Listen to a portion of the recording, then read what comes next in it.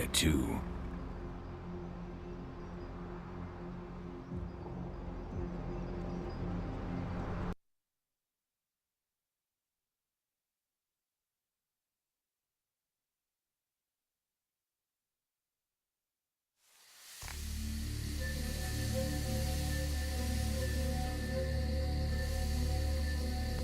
You! What are you doing here?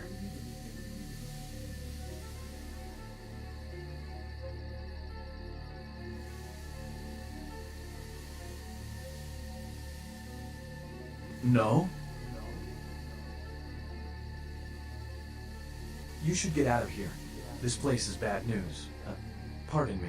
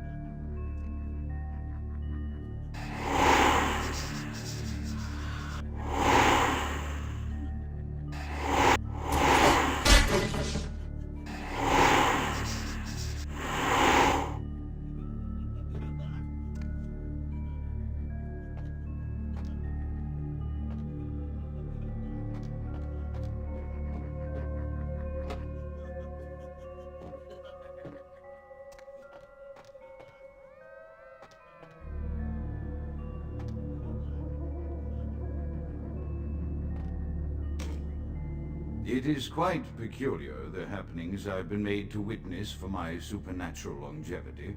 I am thinking of one unfortunate phenomenon in particular, of unique interest to my station, both as a professional and as a sufferer of this vampiric condition.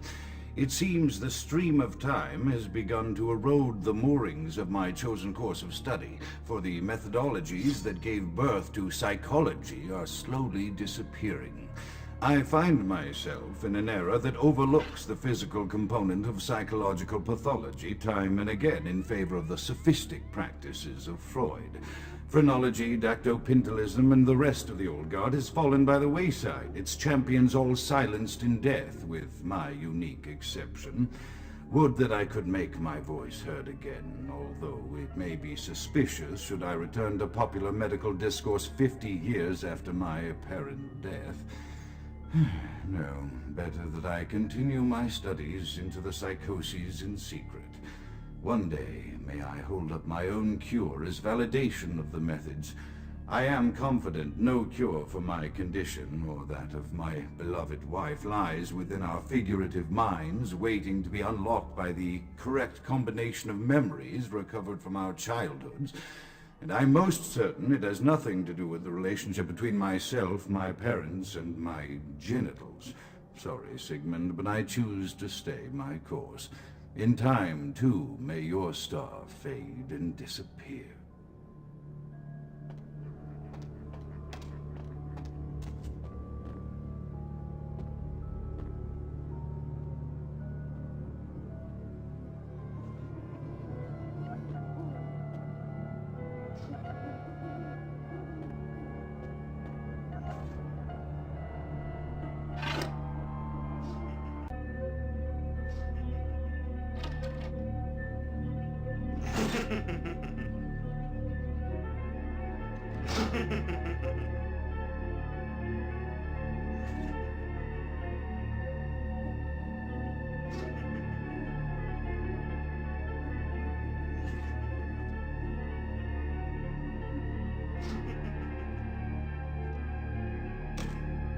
Another unfortunate casualty to tide of time, insane asylums. I lament their loss not only as brokerage houses for the breadth and depth of human psychoses, but also I shall mourn the disappearance of that peculiar environment present only in an insane asylum. That palpable atmosphere of blistered brains and churning bowels, the odoriferous melange of freely flowing bodily humors, that gently rolling cacophony of distant sobs and screams, the muttered cursing at perceived enemies, and the blissful gurgling of the lobotomized, like a newborn babe discovering the sky. I shall still find test subjects as surely as I find bloody sustenance in the night, but this climate, I fear, may never be replicated.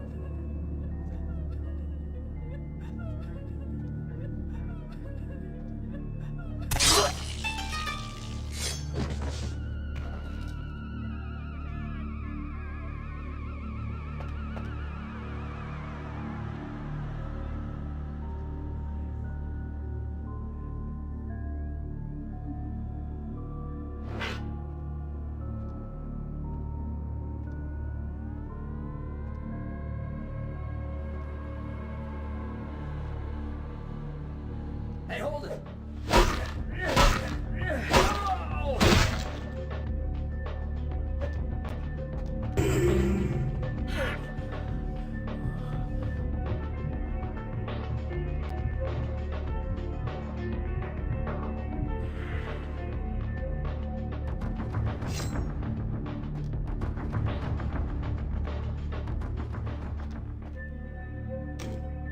Often I reflect with great regret on the missed opportunity that was my infector.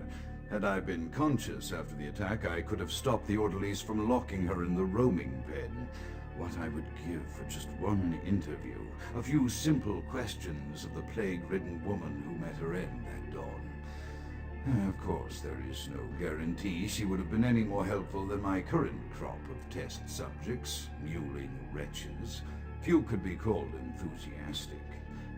Given the nature of the tests, I cannot expect the same fervor from all, but a modicum of cooperation would be appreciated. Animals. The one called John went so far as to gnaw off his arm and escape into the floorboards like some feral rodent. I still hear him scurrying about at night. He must be making an atrocious mess, and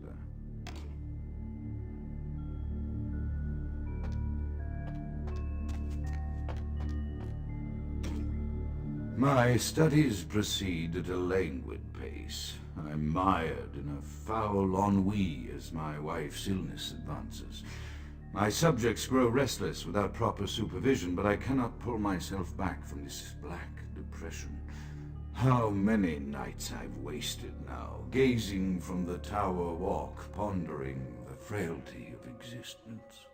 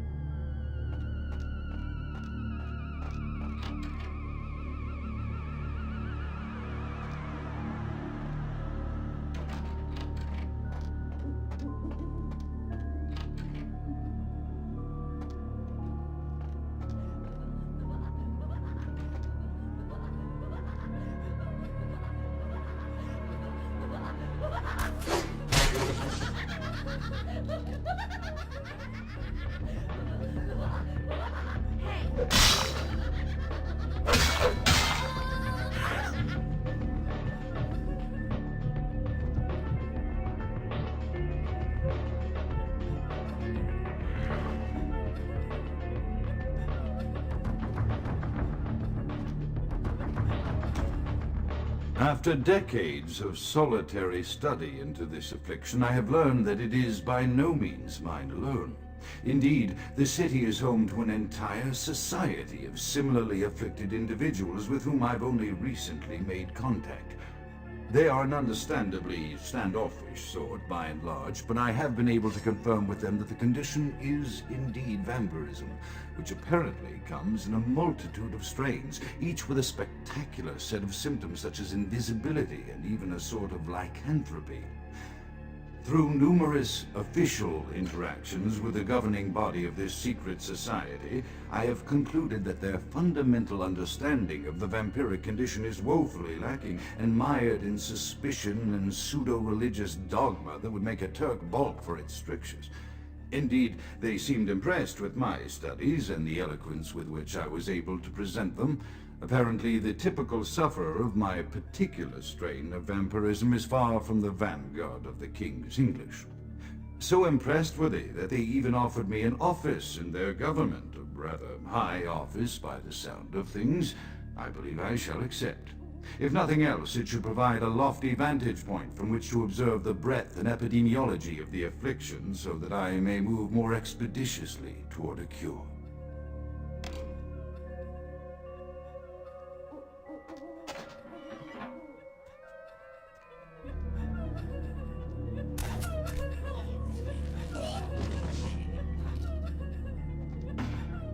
Hey, stop right there. Hey, stop right there!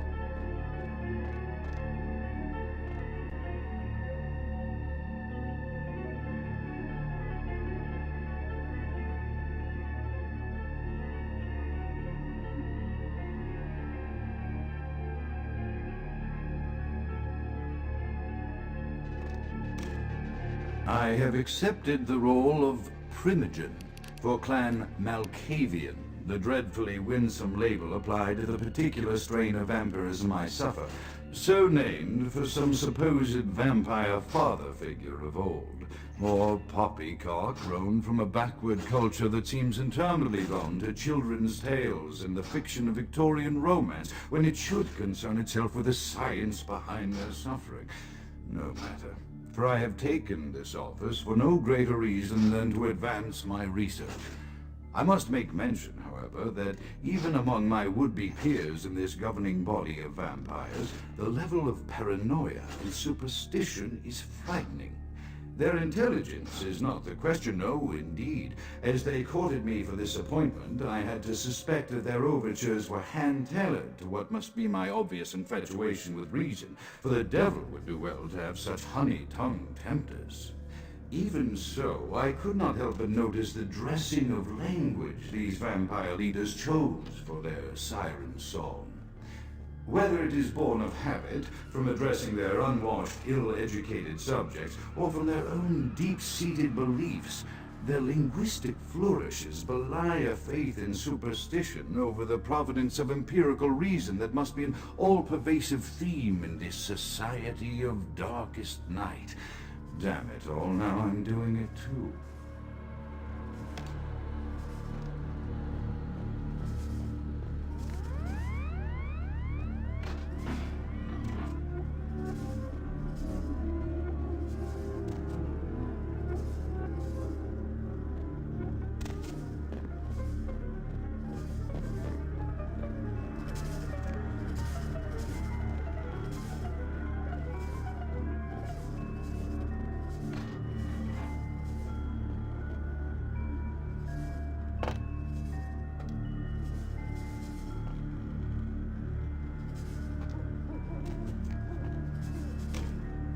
Another unfortunate casualty to tide of time, insane asylums. I lament their loss not only as brokerage houses for the breadth and depth of human psychoses, but also I shall mourn the disappearance of that peculiar environment present only in an insane asylum.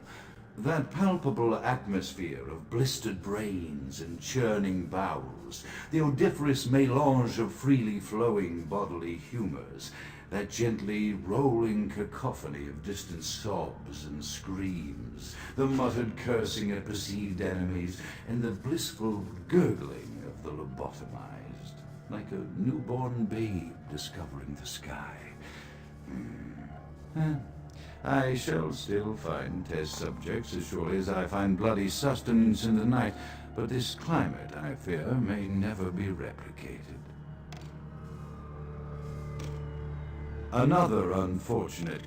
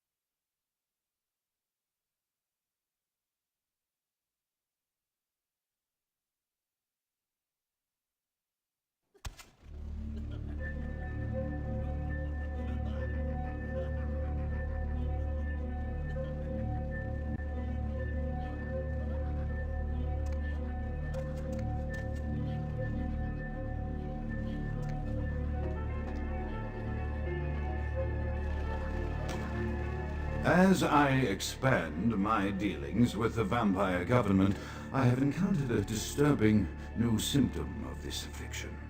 Frequently, in conversation, I will hear voices emanating from other vampires, voices that are not their own, but which seem to have insight into their lives beyond what I could gather from simple conversation.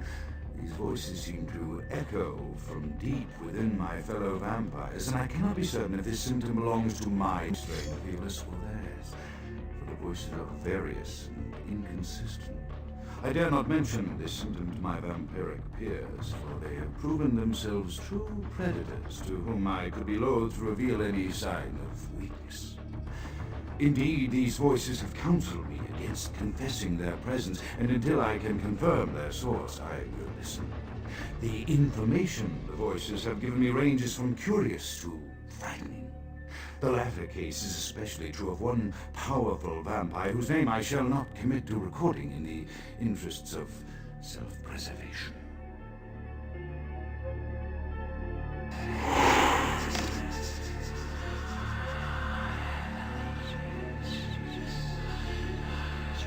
Come on!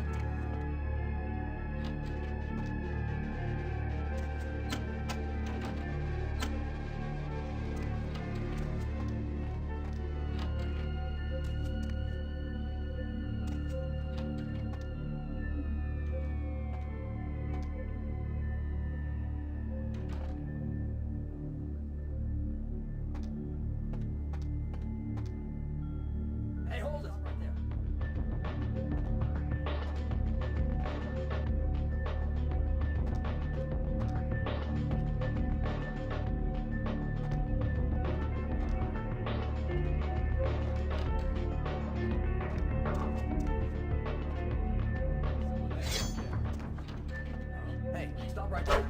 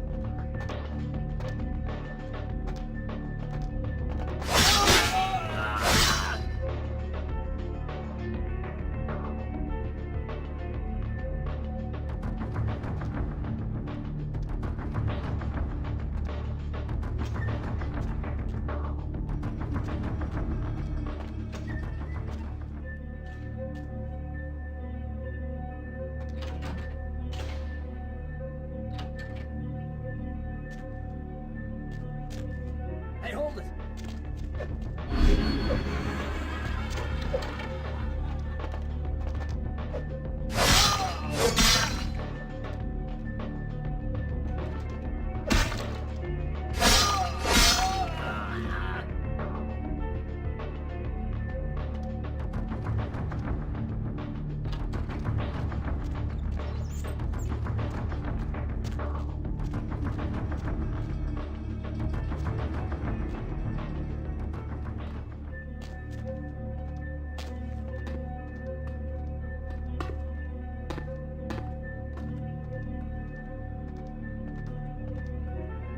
Hey, hold it!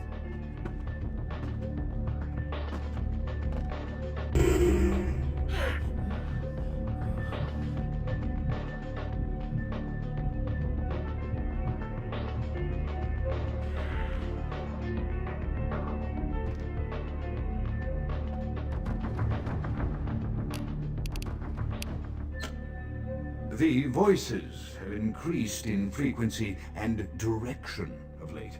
They have begun to stay with me long after conversation has ceased and are serving as quite a distraction. I fear others are beginning to notice my preoccupation at the vampire gatherings. I am thinking again of the particular vampire of whom I spoke previously, who I dare not name for my growing fear.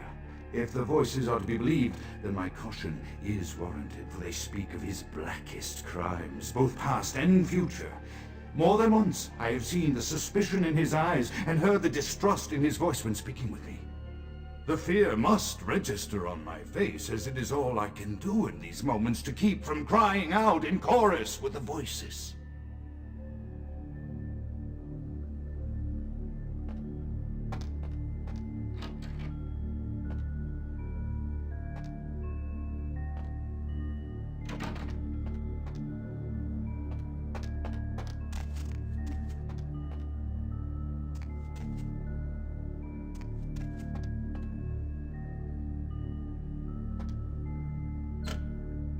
I am no longer safe.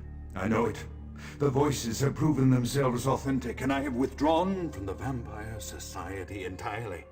My absence will no doubt draw attention, but I could no longer hold my fragile composure around the ravenous eyes of my vampire peers. Especially not around him. The voices compelled me to make what I fear is a Faustian bargain, but I had to, for their demands are constant and merciless. I have secluded myself within the mansion. I know he will strike out at me. He will go to any length to achieve his ambitions, and he knows it, I know. I have taken precautions to protect my beloved wife. Her cure will have to wait until our immediate safety is guaranteed. The mansion was constructed with security in mind, but at that time I was not privy to the full range of vampire capabilities. The voices echo in the twisted corridors of my psyche, dark whisperings of a macabre and formless menace, the approach of which portends an end to all of this.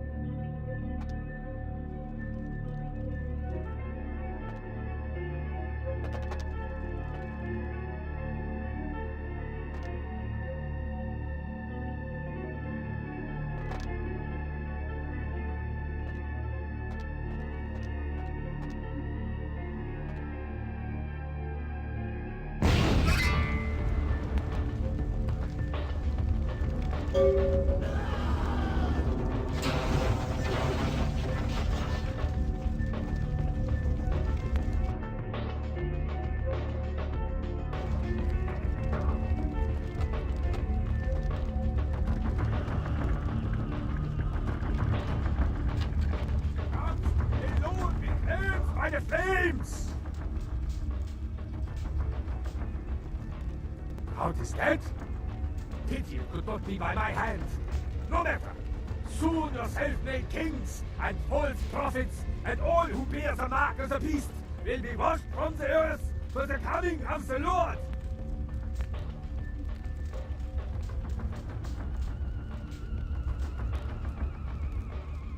As you burn, tell them it was Grünfeld Bach who sent your damned soul to that lake of fire.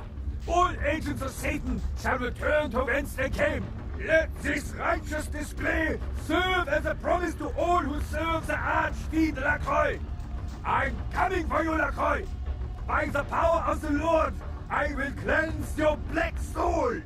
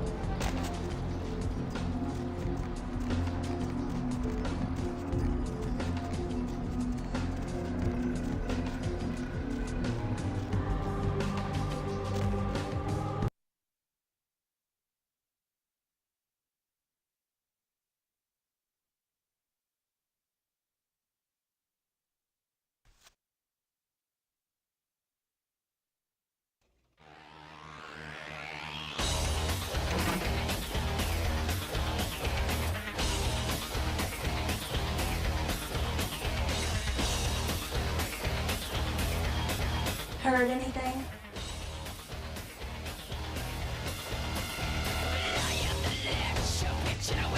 You look like you've seen a ghost.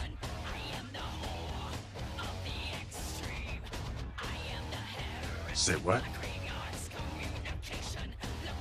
You went to go look into something. Why?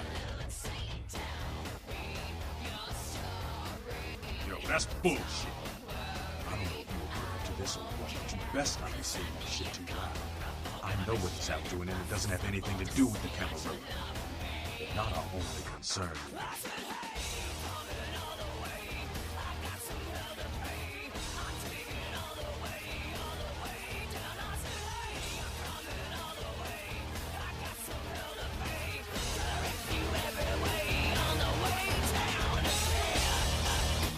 noise, kiddo.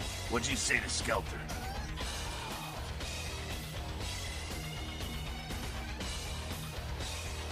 Beg your pardon?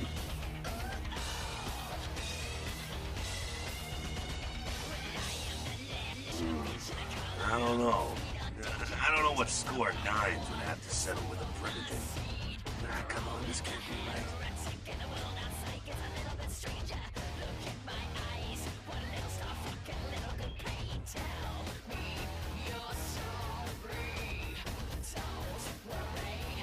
This is a total smear job. LaCroix can't meet nines head on, so this is how he's gonna shank him.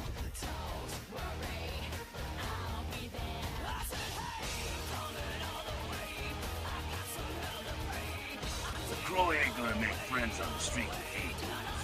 Underhanded shit like that catches up to you. Usually gets paid back and created in painful ways.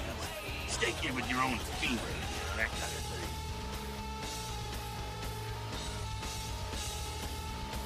You do what you gotta do.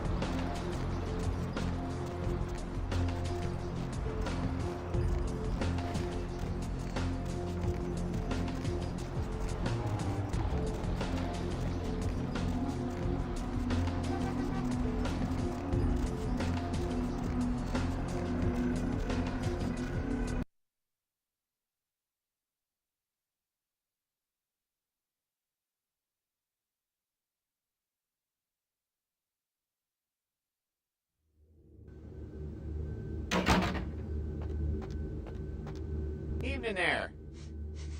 Something burning? Ooh, smells like someone burnt the burgers. Sure, I'll open her up for you. Jeez, I could go for one of them double-spaced burgers. With onions and cheese and some bacon and guacamole.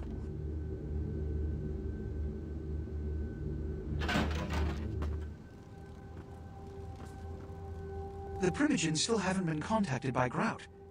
I thought I made it clear that you are not supposed to come back until we had heard from him. Grout's dead. What? Bach! Every time I think he's lost the scent. So, Bach killed Grout to draw me out.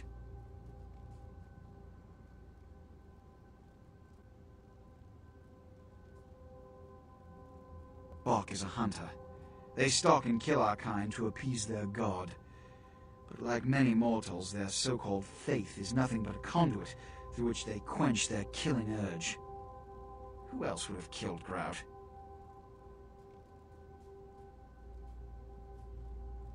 Look at me.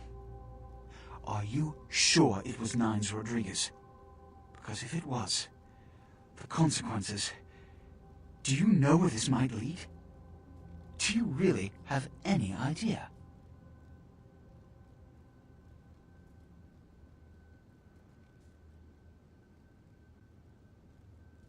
It means, under most circumstances, I would call a blood hunt on the murderer immediately.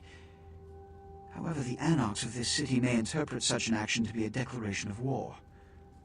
I do not want a war with them. This decision will take some time. I need to confer with the Primogen on this. In the meantime, I've come to a decision on the Ankaran sarcophagus, and I believe that for the safety of the inhabitants of this city, we need to place the sarcophagus under Camarilla protection until its contents can be confirmed. You're becoming quite indispensable to me. So, out of all my available personnel, I'm going to entrust the retrieval of the sarcophagus to you. It was quietly delivered to the Museum of Natural History a few hours ago. The manifest from the Dane shows there was a small box from the same dig on board, but it was listed as missing. Keep an eye open for it. It may have been overlooked. It's crucial we get the sarcophagus in our possession within the next few hours. Yes, of course. Here. I can't have one of my representatives running around ill-equipped for that task.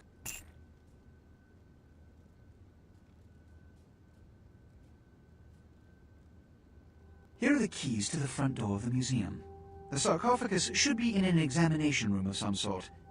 There's a small security staff on site, but I don't want a massacre. Mortals are just as easy to deceive as they are to kill. One or two, but that's all. My history with that family dates back to Bach's grandfather, who pursued me into Africa, where I killed him. Bach's father tracked me to London to meet his death. And now Bach and the Society of Leopold have followed me across America. They never learn.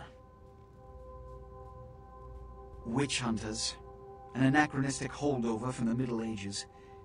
They are inquisitors, whose fanaticism has convinced them that their triumph over the supernatural will save mankind and secure them a cushy spot in heaven. A blood hunt is a death sentence. When one commits a high crime against our society, a blood hunt may be called. It is then the responsibility of the city's kindred to bring the offender final death.